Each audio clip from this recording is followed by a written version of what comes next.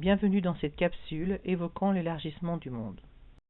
Interrogeons-nous sur les raisons qui ont amené les Européens à s'intéresser à l'Atlantique et à rencontrer d'autres civilisations à partir du XVe siècle.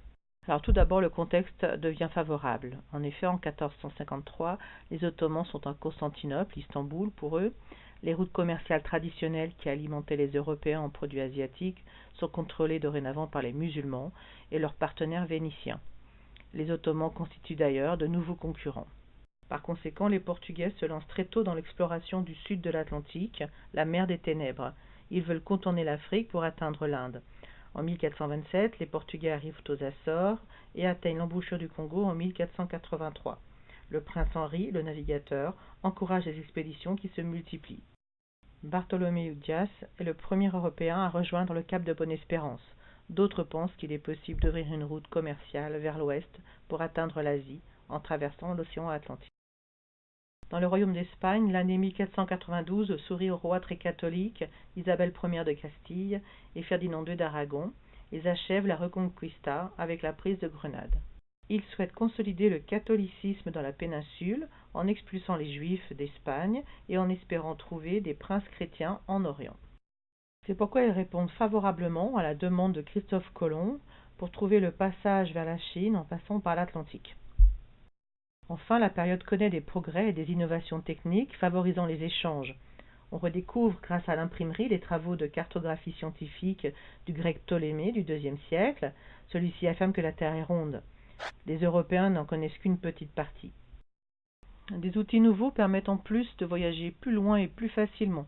Portulan, astrolabe et boussole se diffusent. Les Portugais ont créé un nouveau type de navire aux voiles mobiles autour d'un mât, pouvant naviguer en haute mer tout en étant capable de s'approcher des côtes. Il s'agit de la caravelle. Ainsi donc, ce contexte favorable a permis aux Européens de s'élancer à la découverte du monde. On a appelé ceci les grandes découvertes, mais aujourd'hui les historiens parlent plutôt d'élargissement du monde. Le XVe siècle est d'abord marqué par une intense compétition entre les royaumes espagnols et portugais. Les Portugais ont pris de l'avance en longeant la côte africaine, ils y ont installé des comptoirs. Vasco de Gama poursuit l'exploration et atteint l'Inde en 1498 à Calicut. En 1500, Pedro Álvarez Cabral prend possession du Brésil pour le Portugal.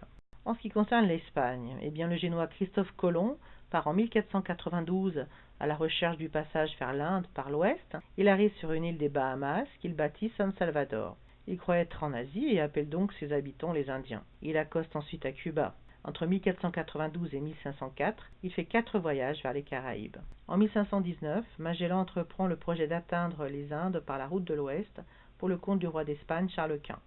Son équipage accomplit la première circumnavigation, c'est-à-dire le tour de la Terre par la mer. Magellan meurt aux Philippines. C'est son second Elcano qui arrive à Séville après 3 ans de voyage.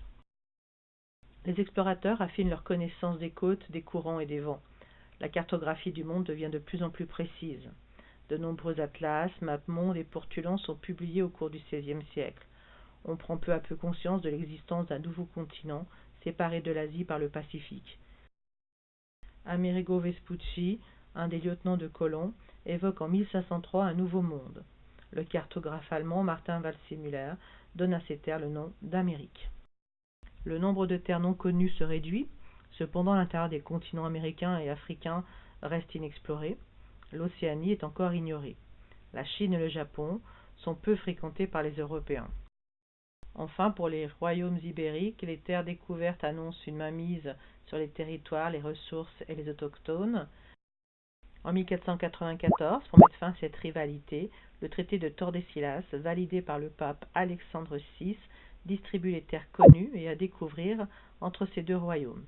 Cette délimitation est prolongée en Asie par le traité de Saragosse en 1529.